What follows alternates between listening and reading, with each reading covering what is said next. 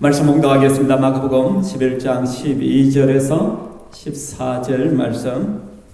마가복음 11장 12절에서 14절. 12절. 이튿날 그들이 베다니에서 나왔을 때에 예수께서 시장하신지라 멀리서 잎사귀 있는 한 무화과나무를 보시고 혹 그 나무에 무엇이 있을까 하여 가셨더니 가서 보신즉 잎사귀 위에 아무것도 없더라. 이는 무화과의 때가 아님이라. 예수께서 나무에게 말씀하여 이르시되 이제부터 영원토록 사람이 내게서 열매를 따먹지 못하리라 하시니 제자들이 이를 듣더라. 아멘.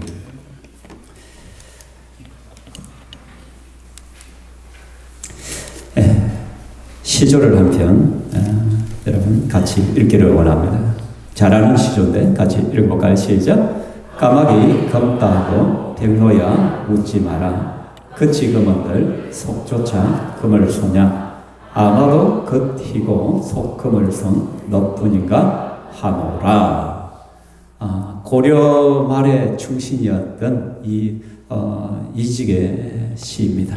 굉장히 유명한 학자였는데 제가 중학교 국어 시간에 아마 배웠던 것 같은데 처음으로 배웠던 그때 이후로 제가 굉장히 머릿속에 남아있는 시조입니다. 까마귀 검다고 백로야 웃지 마라. 겉이 금은들 속조차 금을 소냐. 아마도 겉이고 속금을 소 너뿐인가 하노라. 그러니까 백로가 자기가 시다고 까마귀를 막 욕을 하고 꼬집고 핀잔을 주지만 근데 실제적으로 겉이 시다고 해서 속까지 시지는 않다는 거죠. 오히려 더 위선적일 수 있다라는 거예요. 겉으로는 깨끗한 척, 고고한 척 하지만 실상만 보면 너무 더럽죠.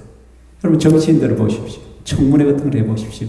겉으로는 온갖 미싸구를 치면서 괜찮고 좋은 양복 입고 막 타는데 그들이 뭐 청문회장이나 또는 그 질의하고 응답하는 과정들을 보면 너무 지저분하죠. 보면 오히려 일반인보다 더 못한 욕설들이 난무하고 고함을 지르고 남에게 예의도 갖추지 아니하고 또 수많은 비리들을 보게 되어지고 그렇죠. 그러한 위선에 대해서 따끔하게 꼬집고 있는 것이죠. 그렇죠. 예수님도 오늘 본문에서 이스라엘 백성들의 위선에 대해서 종교 지도자들의 위선에 대해서 지금 꾸짖고 있는데 무엇을 통해서 한 무화과 나무의 그것을 비유로 들고서 그것을 통해서 주님께서는 꾸짖고 있습니다. 그들의 위선, 겉과 속이 너무 다른 모습에 대해서 지적을 하고 있는 것이죠. 오늘 본문 말씀에 예수님께서 이튿날 그들이 베다니에서 나왔을 때 예수께서 시장하셨다. 지난주에 봤듯이 예수님께서 어린 나귀를 타고 예루살렘에 일승하셨죠. 사람들은 호산나 다윗의 자손이요 막 찬양하고 환영했잖아요. 그죠? 근데 예수님께서 예루살렘에 입성하신 후에 한번 둘러보고는 다시 베다니로 내려가서 하룻밤 쉬셨다가 다음날 아침 일찍 다시 예루살렘으로 돌아오시는 분. 오늘 본문은 그냥 이튿날이라 하지만 같은 본문이 마태복음에는 보면 이른 아침에 성으로 들어오실 때에 시장하신지라. 유대인에게서는 이른 아침은 새벽 3시에서 6시 사이를 의미합니다. 우리가 일반적으로 새벽 기도할 때 예수님께서 출발해 나왔다는 거예요. 그렇죠? 그래서 나와서 한두 시간 걸어서 지금 예루살렘으로 다시 들어오고 있는 장면이에요. 그래서 아침을 드시지 않은 것이죠. 배가 상당히 고픈 상태였던 것 같아요. 그래서 시장하셨기 때문에 예수님께 보니까 멀리 보니까 잎사귀가 있는 한 무화과 나무를 보셨다라는 것이죠. 그래서 예수님께 그 나무에서 열매가 있을까 해서 가신 거예요. 그렇죠? 여러분 멀리서라고 그러죠. 멀리서라고 기록하는 거죠. 한두 발자국이 아니라는 거예요. 저 멀리 보이는 것이. 그럼에도 불구하고 예수님께서 그곳으로 가셨다는 것은 그만큼 좀 배가 고프셨던 것 같아요.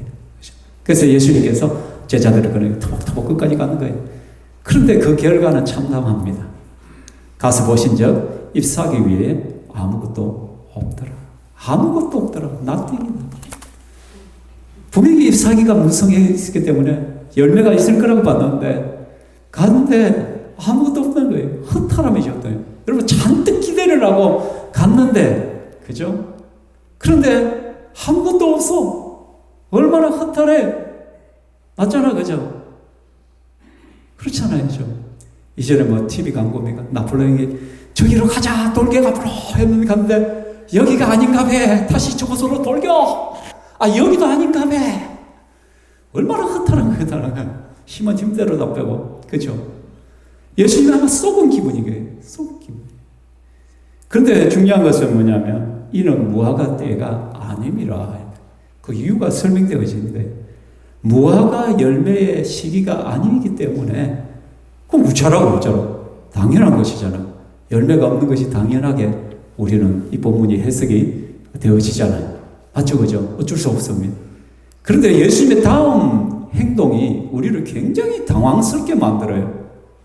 예수님께서 갑자기 뭐냐면 이 무화과 나무를 저주해 버리는 거예요. 이제부터 영원토록 사람이 내게서 열매를 따먹지 못하리라.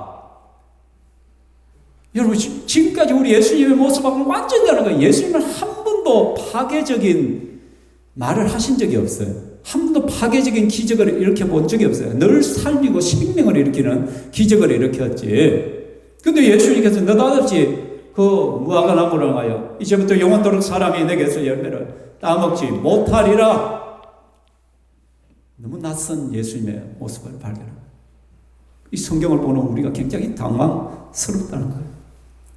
그리고 20절에 보면 그들이 아침에 지나 다음날 보니까 예수님이 저주한 그 무화과 나무가 뿌리채 말라버려요. 예수님이 기적이 그대로 나타나 버린 거예요. 말려버린 거죠. 저주가 그대로 나타난 거예요. 그렇다면 여러분, 예수님은 왜 열매 없는 무화과 나무를 저주하셨는가? 왜 저주하는가? 그죠?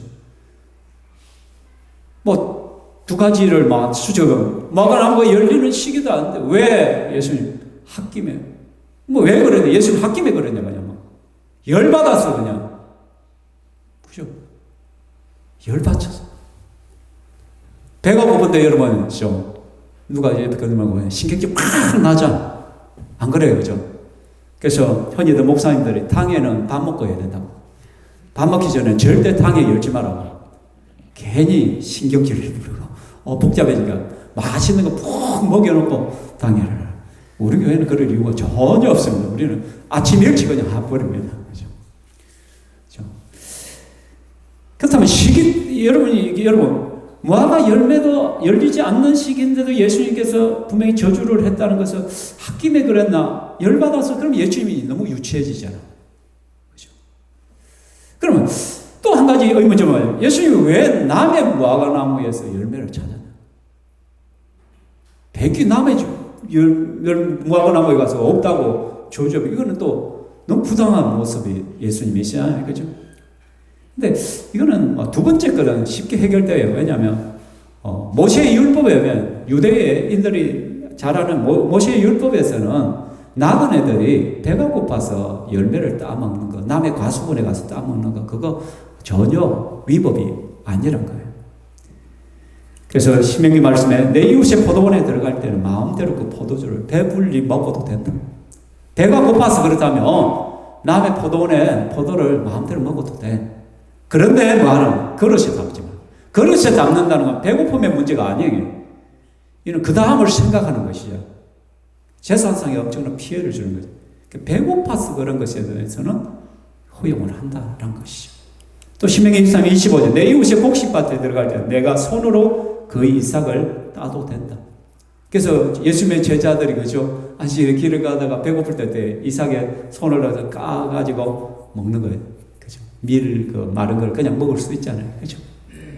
그러나 내 이웃의 밭에 낯설되죠. 낯설된다는 건 추수가 돼버리는 거예요. 그러니까 배가 고파서 그런 것은 충분히. 그래서 우리나라 사람들은 뭐를 항상 남겨요? 감을 따고 나면 까치밥을 남기죠. 여러분 진짜 까치 먹으라고 남겼겠어요 그거? 아니에요. 배고픈 사람 나그네들이 지나가다가 배고프고 그럴 때 따먹으라고 하나씩 남겨두는 거예요. 참 우리 조상들의 지혜란 것이죠 실제적으로. 자, 그래서 첫 번째 문제, 두 번째는 해결돼요. 첫 번째 문제, 예수님은 왜 입만 무사하고 열매 없는 이 무화과나무를 저주하셨는가? 이 부분에 문제가 발생을 하는 것이죠. 분노 조절의 실패인가? 시기를 착각했는가? 예수님 분명히 무화과 때가 아니라는데 예수님이 시기를 착각했을까요? 그것도 아닐까요? 왜? 예수님은 나사렛 촌동네 출신이에요. 그래서 나사렛에는 무화과 나무가 너무 많아. 유대 전역에 가장 흔한 나무 열매가 무화과 나무이기 때문에 길거리든 어디든 있기 때문에 그 시기를 모른다는 것도 말이 안 되는 것이야. 그럼에도 불구하고 예수님께서 왜 저주하셨느냐?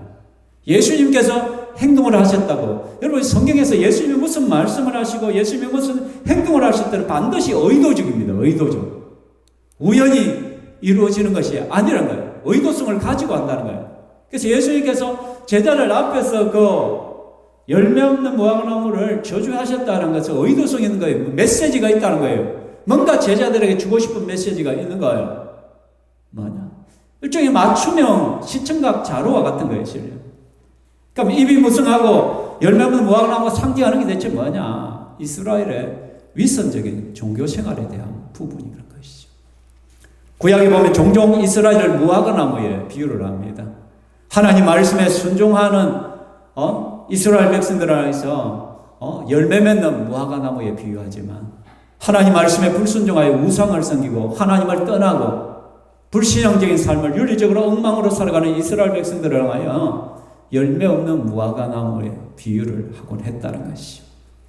그러니까 예수님은 그 열매 없는 무화과나무를 보면서 이스라엘의 위선적인 모습을 보고 그들에 대해서 책망하고 분노하고 계시는 것이죠. 여러분, 보통의 나무들은 보통의 보면 잎사귀가 나와서 줄기에 잎이 나오고 그리고 잎이 넓어지고 그리고 과일에 몽우리가 지고 과일을 맺잖아요. 그죠? 무화과 나무의 좀 특징이 다른 점이 뭐냐면 3, 4월에는 무화과 작은 열매를 맺어요. 왜냐하면 그 겨울 동안에 잎이 떨어지고 난 것이 이 봄이 되면서 오히려 우리 식으로 하면 이 3, 4월이 되면은 열매가 맺혀요. 그래서 이스라엘 전체로 보면 2번 열매가 맺힌다 봐도 돼요. 실제적으로. 그래서 작은 열매가 맺힌 걸 파계란 열매를 말합니다. 작은 열매. 또는 이때쯤에 이미 풋 열매도 맺히기 시작해요. 그래서 작은 열매도 있는 거예요. 근데 3, 4월에 열리는 이 파계란 열매는요, 그렇게 맛이 좋지 않아요. 그냥 나그네를 지나가면서 딱 배고픔을 해결하고 그냥 놔둬요, 그냥. 그렇죠? 4월이 되면 잎이 무성해지는 시기입니다. 그리고 6월이 되면 이제는 비로소 익어서 태해나는 무화과나 우리가 아는 그 열매, 아주 달고 맛있는 열매가 맺혀지는 것이죠. 그렇다면 예수님께서 지금 6월절을 앞두고 있기 때문에 6월절은 4월 초나 중순에 6월절이거든. 그럼 예수님 4월이라는 거예요. 그럼 4월이면은 지금 예수님께서 그곳에 가서 열매를 구했다는 것은 어떤 열매를 구했겠어요? 파괴를 구했겠어요. 작은 열매, 아니면 풋 열매라도 예수님은 먹고자 해요. 배고픔을 해결하기 위해서 가셨다는 거예요. 익은 열매 태나의 시기가 아닌 건 예수님은 알아요. 그럼에도 불구하고 그 작은 열매 하나를 얻기 위하여 그곳에 가셨다는 거예요. 근데 예수님께서 그 푼 열매, 첫 열매를 얻으려고 가셨는데 있었어요? 없었어요? 없다는 거예요. 이게 문제라는 거예요. 이게 문제라는 거예요. 왜냐하면 그 푼 열매, 파괴 열매가 없다는 것은 다음 열매도 기대할 수가 없다는 거예요. 6월에 맺혀야 될 그 열매, 수확해야 될 그 열매가 없다는 의미란 거지. 잎은 무성한데, 잎은 있단 말이에요. 겉에서 보면 분명히 잎이 있다는 것은 열매가 있다는 걸 보여주는 거예요, 실제적으로. 무화과의 특징상. 그러니까 저 멀리서 보니까 무화과 나무가 보이고, 그것에 잎사귀가 있었기 때문에 당연히 거기서는 파괴가 있어야 된단 말이에요. 푼 열매가 있어야 돼요. 작은 열매들이 있어야 된단 말이에요. 근데 예수님이 가보니까 그게 없는 거예요, 그게 없는 거예요. 그 다음에 이 나무는 잎만 무성할 뿐이 더 이상 열매를 맺지 않는 나무예요. 존재 이유가 없는 나무란 거예요. 그래서 예수님께서 말씀하신 이제부터 영원토록 사람이 내게서 열매를 따먹지 못하리라. 다소 과격적인 예수님의 이 퍼포먼스를 통해서 예수님은 열매를 하나도 없으면서 잎만 무성한 나무, 겉만 그릇듯하고 속은 썩어 냄새나는 인생들, 멋진 신앙 고백은 있으나 거짓된 신앙인의 모습에 대해서 예수님께서 책망하고 분노하고 계신다는 거예요. 특별히 유대 종교 지도자들에 대해서, 유대 종교 지도자들은 늘 근엄하게 걸으면서 늘 기도 시간에 기도한다고 손을 들고는 큰 소리로 기도를 해 시장을 돌아다닙니다. 옷수를 넓게 해서는 거기에 보면 말씀의 상자들을 지렁지렁 달고 다니면서 내가 이렇게 말씀을 가까이 한다고 자랑하는 거예요. 사람이 많은 곳을 다니면서 인사받기를 좋아해요. 근엄하게. 그래서 누가 봐도 저는 종교 지도자들을 사람들은 좀 존경을 하죠. 높여주죠. 그게 좋은 거예요. 그들먹거리면서 돌아다니는 거예요. 그런데 예수님이 와보니까 실제적으로는 냄새가, 썩은 냄새가 진동하는 거예요. 하나님과는 사랑이 없어요. 온갖 상업주의적인 것들, 이득과 욕망에 눈이 어두워 있는 자기의 재산 불리기에 바쁜 종교 지도자들의 모습들을 봤다는 거예요. 다음에 이어질 예수님께서 성전을 청결하게 하는 사건이 일어나잖아요. 예수님이 성전에 들어갔는데 어떤 일이 벌어져요? 이방인이 기도해야 될 그 장소에 짐승의 울음소리가 나고 소똥, 말똥, 염소똥이 뒹굴고 그곳에서 동전을 바꾸고 물건을 사고 파는 일들이 일어나요. 시장판이 이루어지고 있는 거예요. 아니, 기도해야 될 장소에 그걸 누가 허락했냐는 거예요. 종교 지도자들. 제사장이 돈을 받고는, 뒷돈 받고는 그걸 허용해가 지분 얼마를 받아먹는 거. 그래서 예수님께서 상을 엎어버리고 뒤집어버리는 그런 일들을 벌여요. 그 종교인들의 그 위선적인 것들을 뿐만 아니라, 그래서 예수님께서 그런 사람들, 종교 지도자라 해서 마태복음에 화 있을진저 외식하는 서기관과 바리새인들이여, 누구보다도 말씀을 잘한다는 서기관과 바리새인들이여, 경건하다는 바리새인들이여, 너희가 박하와 해안과 근처에 11조를 드리되 율법에 중한 바 정의와 긍휼과 믿음은 버렸도다. 그러니까 여러 물건의 수확물에 대한 11조는 꼬박꼬박 내요. 율법을 지켜요. 그런데 진짜 하나님이 요구하시는 중요한 정의가 없단 말이에요. 의로움이 없다는 거예요. 긍휼이 없다는 거예요. 사람을 불쌍히 여기는 마음이 없다는 거예요. 믿음이 없다는 거예요. 하나님을 향한 진정한 믿음이 없더란 거예요. 그래서 예수님께서 분노하시면서 화 있을죠. 외식하는 수경. 그럼 우리를 향하여 화 있을진저 목사들아, 화 있을진저 성도들아, 너희가 11조는 꼬박꼬박 드리는데 실제로 하나님 말씀대로 살지 않냐고. 정의도 없고 긍휼도 없고 사랑도 없고 희생도 없고 섬김도 없고 믿음도 없고, 이게 맞냐는 거예요. 화 있을 적에 시간은 서기관과 바리새인들, 장과 대집에 겉은 깨끗이 하되 그 안에는 탐욕과 방탕으로 가득하게 하는도다. 음식을 먹을 때 대접이랑 겉은 깨끗하게 빛이 날 정도로 닦아. 왜냐하면 유대인들은 밖에 들어와서 오면 이게 더러워진다라고 생각하기 때문에, 그래서 바깥에만 나갔다 와도 손을 씻어야 되고 정결의식을 해야 되고 그릇이랑 이것도 깨끗이 하고 그런 정결의식들을 해. 근데 그 안에는 실제적으로 너희의 마음판에는 탐욕과 방탕으로 가득합니다. 요즘 우리 젊은 엄마 아빠들 보면 너무 까끌스럽잖아요. 막 애한테 뭐 하나 주면 그런 걸 주냐고, 막 손을 씻었냐고, 뭐 했냐고 막 따져요. 시어머니가 뭐 하나 주려면 하지 마시라고, 좀 깨끗하게 먹여야 된다고, 아무나 먹이면 안 된다고 얼마나 깔끔을 떠요. 그죠? 근데 자식들의 인성에 대해서는 아무 관심이 없잖아. 아이들이 지 마음대로 커도 그것에 대해서는 하나도 이해하지 않고 하나도 가르치지 않냐. 진짜 중요한 것은 가르치지 않지. 그러니까 겉은 깨끗이 하고 뭐 거룩한 지가 깨끗한 지가지만 우리의 심령이, 우리의 마음판이 더럽고 방탕하고 엄난하고 온갖 더러운 것들을 가득가득해. 우리 주님은 이것에 대해서 지금 말씀하고 계신 거예요. 예수 믿는 사람이야 믿지 않는 사람 똑같은 그 마음판, 그 욕망 덩어리들 가지고 살는 위선이에요. 위선. 27절에 하 있을진저 외식하는 서기관과 바리새인, 회칠한 무덤 같으니 겉으로는 아름답게 보이나 그 안에는 죽은 사람의 뼈와 모든 들은 것이 가득하다. 여러분, 무덤가 요즘 보면 어때? 깨끗하게 잘 해놨죠. 아무리 무덤을 깔끔하게 해놔도 그 무덤 안에는 뭐예요? 뼈다귀밖에 없어요. 시체 썩은 물밖에 없단 말이야. 썩은 고인 물밖에 없는 거야. 아무리 무덤을 갖고 와 예쁘게 해봐야 그 속에 든 거는 실제 썩은 물밖에 없고 뼈밖에 없는 거예요.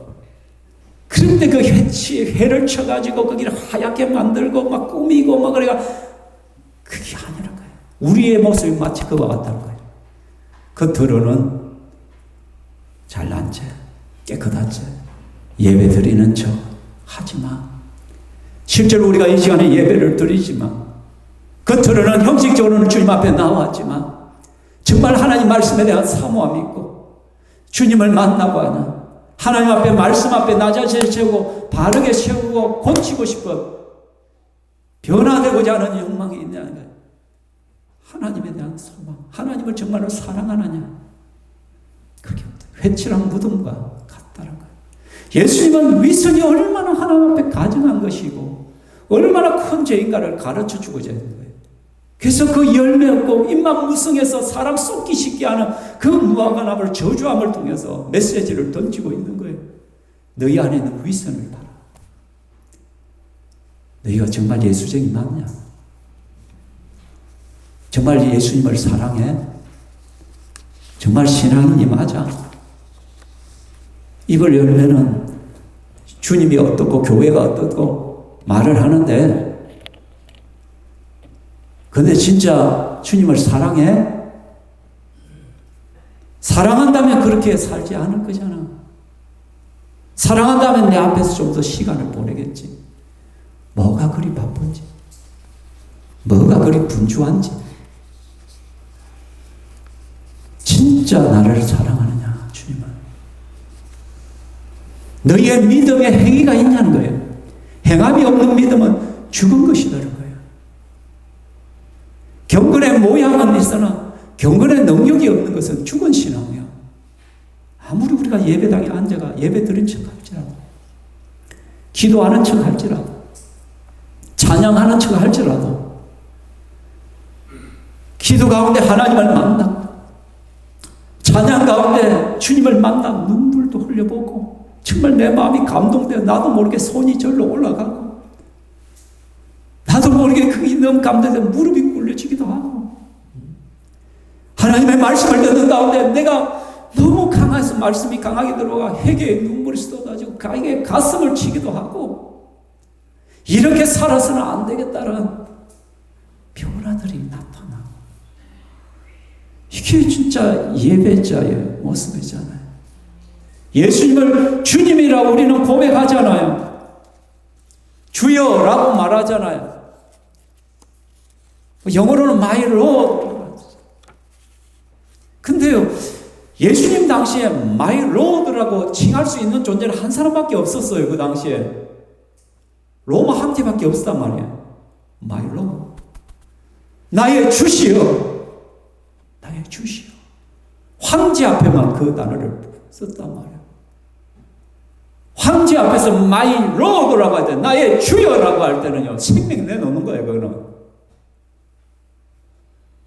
내 생각, 내 고집, 내 가치관, 내 자존심이란 건 하나도 없어요. 황제 앞에서는.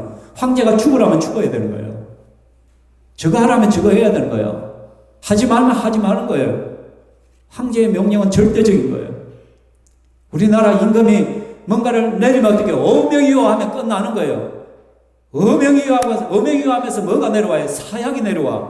사약이 내려와도 임금이 하사한 사약이기 때문에 뭐라고 해요? 성은이 만극하나이다고 왕이 있는 곳을 안에서 절하고 사약을 들이키는 것이 그게 왕조시대에 My Lord를 앞에 서는 거예요. 근데 우리는 예수님을 주님이라고 말하면서 주여라고 말하는데 주님 못하겠는데요. 주님 그거 힘든데요. 주님 안 할래요. 주님 내 바쁜데요. 앞에 주님이라고 하지 말지 차라리. 주여 못하겠는데 안 하겠는데 그거 어떻게 그게 말이 어법이 맞아요. 전혀 맞지도 않는 어법을 우리는 주여 믿습니다. 주여 순종하겠나이다. 주여 알겠나이다. 여러분 지금 새벽에 호세아 말씀을 봅니다.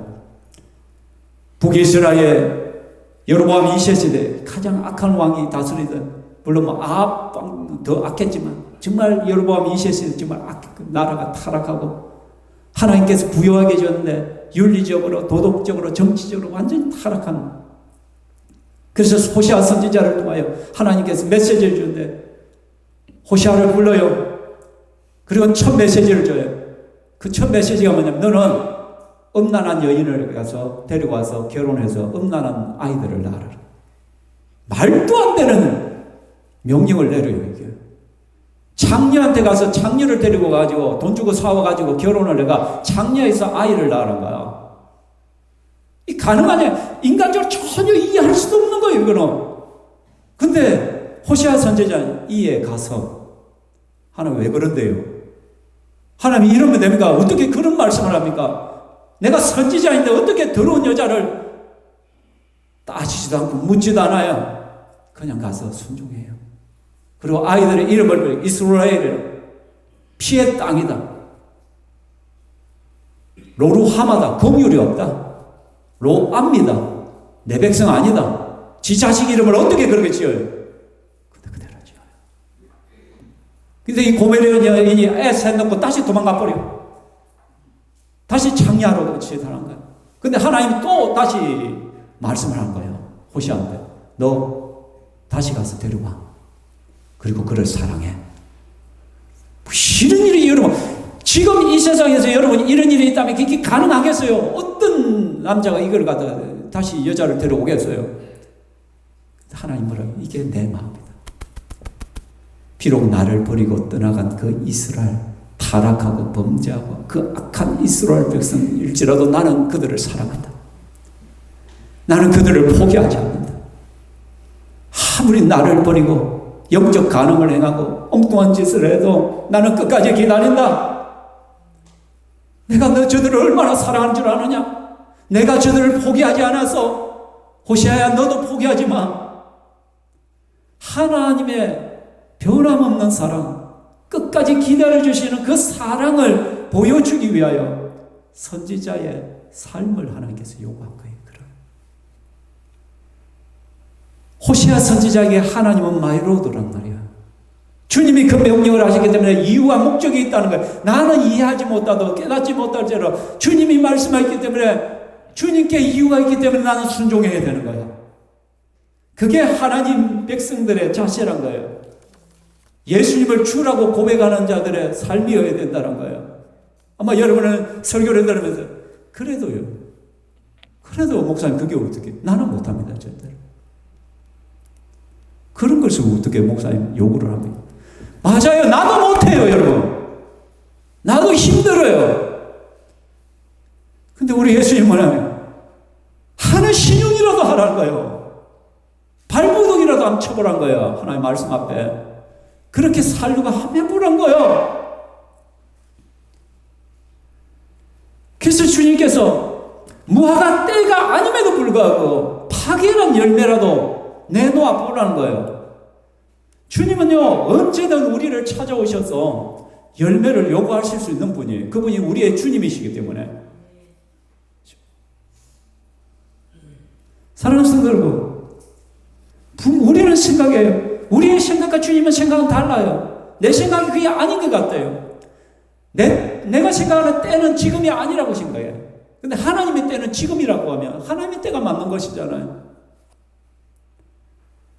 우리는 이렇게 말할 거예요. 주님이 찾아오셔서 너의 열매를 한번 보여줘라고 하면 주님 아직 멀었는데요.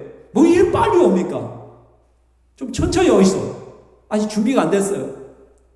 주님은 언제든지 오셔서 작은 것이라도 한번 내놔봐. 네 발버둥 치는 그것이라도 한번 내놔봐. 나는 익은 열매가 원한 게 아니야.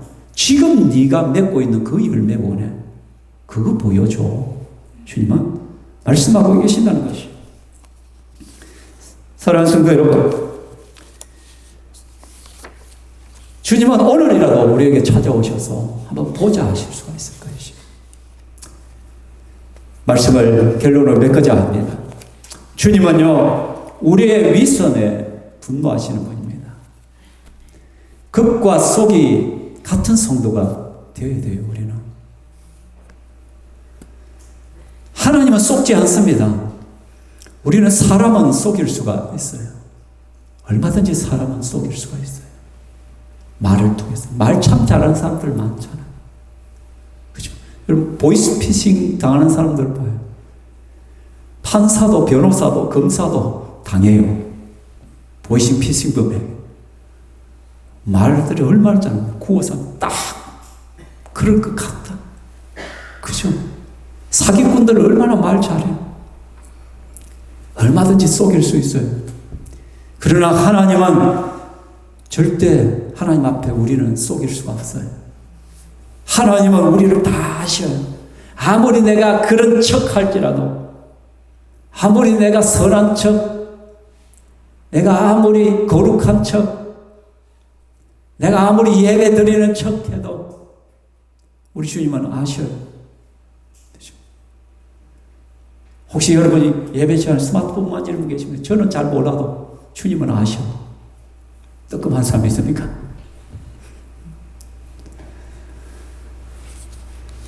그래, 얼마든지 숨길 수 있어요. 근데 주님은 내 마음을 알아요. 내 마음의 생각을 한단 말이에요.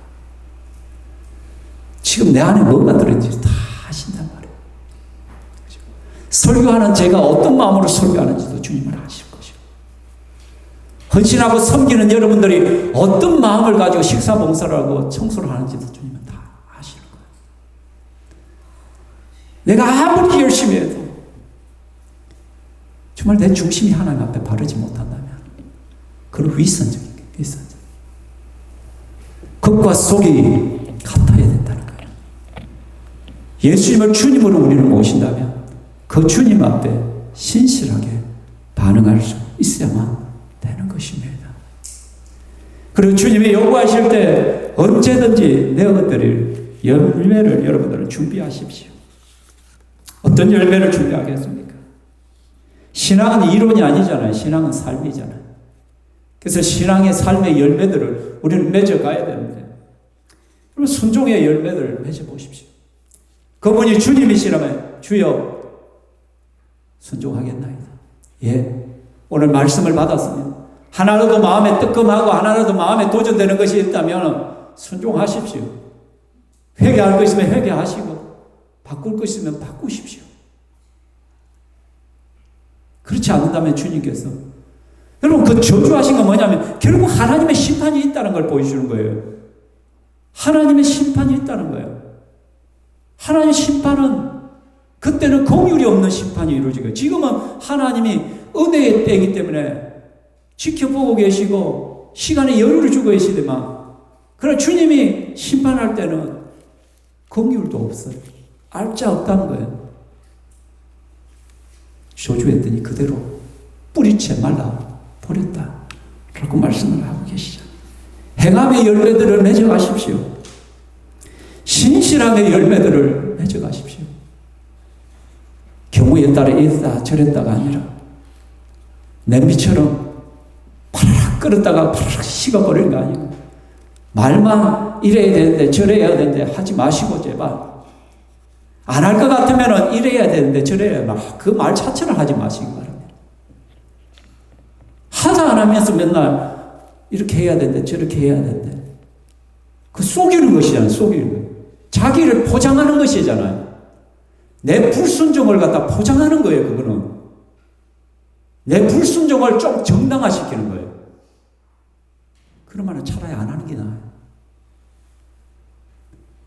하려면 해야 되고 하지 말라면 안 하는 거지. 그죠?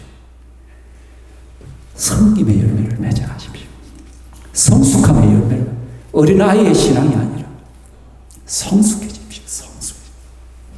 조그만 것에 삐치지 말고 마음 상하지 말고 그 때문에 상처 주지 말고, 천시에는 좀 마음이 단단해져 가지고 어떤 말을 들어도 좀 웃으면서 넘길 수 있고, 좀 힘든 것이 있어도 그냥 감사하며 넘길 수 있고, 그 신앙의 단단함, 그 신앙의 성숙함들이 우리 속에 좀 있어야 되잖아요. 이리 흔들리고 저리 흔들리고. 바람에 나는 기와 같이, 갈대와 같이 왔다 조금만 바람만 불어도 흔들리는 신앙에서 이제 좀 벗어나야 되지 않겠습니까? 그래서 건강한 신앙이 돼서 남을 좀 도와줄 수 있고 세워줄 수 있는 사람, 누가 붙들어주지 않으면 엎어지는 신앙이 아니라 늘 기적이 채워주고 따라다니면서 해가지고 그렇게 가는 신앙, 그건 너무 유치하잖아요, 여러분. 이제 어른의 신앙이 돼가지고 내가 좀 사람들을 챙기고 세워주고 막 그런 신앙이 되어야죠. 그죠? 그리고 여러분, 복음의 열매를 맺으시기 바랍니다. 파괴의 열매는 4월에 맺힌다 했습니다. 대나는 6월 이후로 맺힌다고 했습니다. 이걸 하다 우리가 전도에 적용을 하다면, 여러분, 대나의 열매는 인도라고 보면 됩니다. 우리가 인도까지는 잘 안 되죠. 회심까지는, 아니, 회심이라고 볼 수 있습니다. 그 사람이 예수 믿고 구원받는 회심의 단계까지는 내가 이끌지 못하더라도 우리는 파괴 정도는 할 수 있단 말이에요. 교회로 인도할 수는 있다는 거예요. 인도할 수는. 안 그런가요, 여러분? 여러분, 진짜 사람을 어느 곳에 한번 데려오고자 마음 먹으면 데려올 수 있을까요? 뭐 없을까요? 있어요. 무슨 수단을 써서라도 우리는 그 사람을 데려가요. 그것이 내 사업이라면, 사업 설명회를만 한다면 무슨 수를 구슬리고 뭐 밥을 사주고 무엇을 해서라도 그 사람 그곳에 데려가요. 맞죠? 근데 우리는 왜 부합에 초청주의를 하고 그런 것들을 하는데 왜 우리는 인도를 하지 못합니까? 이렇게 하려고 했는데 저렇게, 아까 말하지 그 핑계라고. 그럼 차라리 말 안 하기 낫다고. 그죠? 최선을 다 안 한 것이 우리가. 그죠? 나와는 상관없다라고 생각한 거지. 적당히 하는 척만 한다는 거지. 그죠? 여러분, 대나의 열매를 여러분에게 요구하는 것이 아니에요. 회심시키는 것들이 아니야. 그냥 한번 모시고 데려오라고. 이 자리에 한번. 그래서 복음을 한번 듣게 하는 거예요. 그 사람을 회심시키는 것은 하나님 책임이야, 하나님. 주님이 하실 일이요. 그래서 우리가 오늘 칼럼에도 제가 기록했지만, 여러분, VIP가 정말 있습니까, 여러분? VIP를 위하여 정말 기도하고 있고요. 그 VIP를 정말 이 자리로 데려올 마음이 있습니까? 그냥 여러분이, 저와 여러분이 흉내 안 냈으면 좋겠어요. 하는 척만 안 했으면 좋겠어요. 정말 저 사람 내가 무슨 일이 있어도 데리고 온다. 무슨 일이 있어도 데리고 온다 하면은요, 약속 잡고 기다리지 않아요. 그날 아침 그 집에 가요. 가지고, 야, 빨리 일어나라. 안 되면, 옷 입어라. 가자. 그런 적극성들이 있어야 되는 거예요. 온다 했습니다.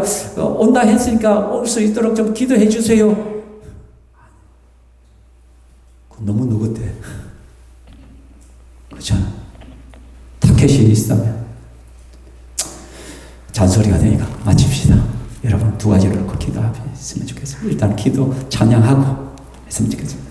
찬송 315장 찬양합시다. 내 주 대신 주님을 사랑하면 모든 것이 가능. 저는 요즘 새벽기도 시간 때마다 이 찬양을 늘 부릅니다. 그때 하나님께서 저를 만져주시는 것을 느낍니다.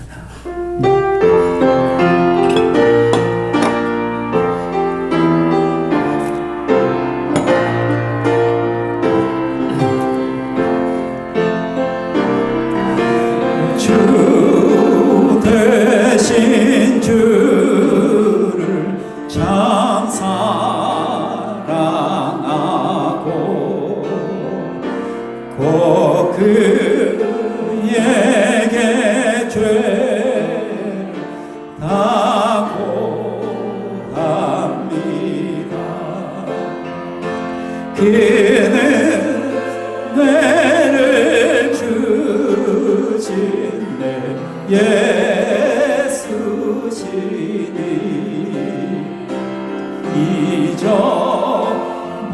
이전보다 더 사랑합니다. 주날 사랑하사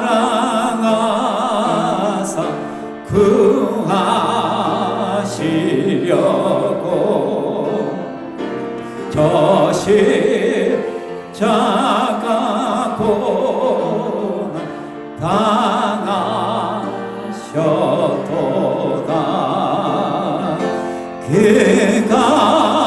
기가시관 쓰신 내 주 배우니 이전보다도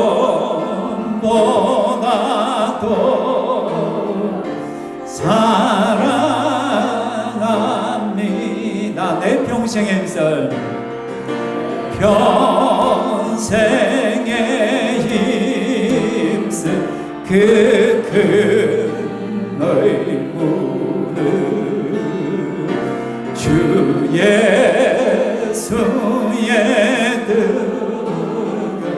늘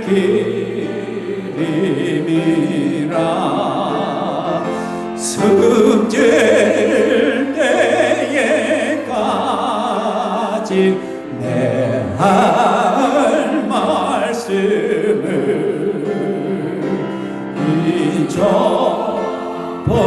이전보다도 사랑. 여기까지 전하겠습니다. 이 시간에 기도하기를 원합니다.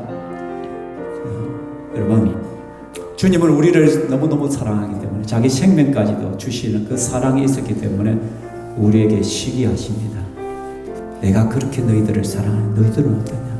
너희들은 왜 그리 위선적으로 신앙생활을 하느냐? 척하지 말고 실제로 살아라. 겉과 속이 좀 같아지기를 원한다. 진실함이 있었으면 좋겠다. 신실함이 있었으면 좋겠다. 세상 사람들에겐 더없이 친절하고 더없이 좋은 사람인데, 여러분, 하나님 앞에는 여러분 신실하고 좋은 사람 맞습니까? 세상 사람들에게 여러분들이 뭔가 베풀고 막 섬기고 그거 참 좋아요. 그런데 하나님 앞에 더 우선순위가 되어야 됩니다. 우리는. 그래서 정말 우리가 하나님 앞에 주님이 우리를 사랑같이 우리도 그분을 사랑하고 신실함의 열매, 헌신과 섬김의 열매, 온전한 익은 열매가 아닐지라도 파괴의 열매라도 드릴 수 있도록, 그걸 11월 12일 우리가 VIP 초청주의를 해서 내가 그 사람을 회심을 시킬 수 없지만 파괴 정도 이 시간을 이끌 수는 있지 않습니다. 주님, 내가 그 일에 순종하게 하시고 그 일을 감당할 수 있도록 은혜 주시고 의지와 열정과 순종이 있게 하여 주옵소서. 함께 기도하며 나가겠습니다. 할렐루야. 살아계신 하나님, 이 시간에 우리가 하나님 앞에 기도합니다. 주 영원 하나님께서 우리의 모습을 너무나 사랑하십니다. 우리의 심령이 마치 잎만 무성하고 열매가 없는 그 무화과 나무와 같음을 보게 되어집니다. 내가 목사이고 주의 이름을 부르고 주의 말씀을 증거하고 있지만 내 속에는 더러움과 악함과 불순종과 정말 하나님 오시기에 합당하지 못한 것들이 있음을 이 시간에 회개합니다. 주님 용서하여 주시옵소서. 위선적인 삶이 아니라 하나님 앞에 신실하고 진실해지기를 원합니다. 하나님 앞에 인정받는 삶이 되어지기를 원합니다. 내 중심을 보시는 하나님이요, 나를 가르쳐 주시옵소서. 깨닫게 하여 주시옵소서. 회개가 일어나게 하여 주시옵소서. 뿐만 아니라 주님이 요구하실 때 언제든지 내 얻을 열매가 있기를 원합니다. 내가 완전함을 드릴 수 없지만 주님 앞에서 발부둥치는 모습들을 보이기를 원합니다. 내가 최선을 다하여 하나님 앞에 드리는 그 열매들이 있기를 원합니다. 아버지, 배 초청주의를 바라보며 내가 그 사람들을 회심시킬 수는 없지만은 이 자리를 이끌 수 있는 그런 순종이 있게 하시고 그런 열심과 열정들이 내 속에 일어날 수 있도록 인도하여 주시옵소서. 내 하나님이여 도와주시옵소서. 내 아버지여 나를 통하여 그 일들을 이루시고 신평교회를 통하여 이루어 주시옵소서. 주님을 바라봅니다. 주님 안에서 이루어지게 하여 주시옵소서. 사랑하는 주님, 감사합니다. 이 시간 말씀을 통하여 우리 자신을 돌아봅니다. 내가 예수를 믿고 예배자로 나오지만 신앙 고백이 있지만은 하나님 신앙 고백적인 삶이 없음을 회개합니다. 신실하지 못함을 회개합니다. 하나님을 더 사랑하지 못함을 회개합니다. 불순종적인 저의 모습을 회개합니다. 겉으로는 척하지만은 내 속에는 더러움과 악함과 음란함과 지저분한 것들이 가득 있음을 회개합니다. 주님 용서하여 주시옵소서. 세상 사람들에게는 칭찬 듣고 싶고 그들에게 인정받고 싶고 좋은 사람의 이미지를 갖추고 싶어서 노력하지만 하나님 앞에서는 너무나도 비참한 내 모습을 봅니다. 주님 용서하여 주시옵소서. 하나님께 인정받는 자가 되게 하여 주시옵소서. 우리 주님께서는 언제든지 나에게 찾아오셔서 너의 열매를 보자고 하시는데 내가 온전한 열매는 드리지 못할지라도 하나님 푼 열매라도 드릴 수 있기를 원합니다. 주님 말씀 앞에서 발부둥치는 내 모습이라도 드릴 수 있기를 소망합니다. 하나님 도와주시옵소서. 부야비 초청주의를 앞두고 하나님 혹이라도 내가 전혀 관심 없이 나와는 상관없다고 생각한 것이 있다면 처절하게 회개합니다. 주님 용서하여 주시옵소서. 주님이 원하시는 일이기에 우리는 순종합니다. 하나님 내가 그 사람을 회심시킬 수는 없지만 이 자리로 이끌 수는 있습니다. 하나님 내가 노력할 수 있기를 원합니다. 기도하며 달려갈 수 있기를 원합니다. 그래서 내 손에 한 명 이상이 들려져서 주님 앞에 나올 수 있기를 원하오니 나를 사용하여 주시옵소서. 내 인생을 주님 앞에 드립니다. 주께서 쓰시겠다 하실 때 기꺼이 내 자신을 드릴 수 있는 저희들 되게 하여 주시옵소서. 또 이 시간 귀한 헌물들을 올려드립니다. 내 것이 아니라 주님의 것을 가지고 주님 앞에 드렸을 뿐입니다. 험량하시고 30배, 60배, 100배의 결실들을 보게 하여 주시옵소서. 어려운 시절이지만 믿음으로 드리는 성도들의 그 삶의 영역 터전 위에 복을 더하여 주시옵소서. 주님의 도우심의 손길을 느끼고 경험하게 하여 주시옵소서. 이번 한 주간이 하나님께 영광이 되는 삶이 되게 하여 주옵소서. 감사하며 예수님 이름으로 기도합나이다. 아멘. 주 예수 그리스도의 은혜와 하나님의 사랑과 성령 하나님의 교통 위로하심이 이 자리에 모든 이들 위해 있을지어다. 아멘.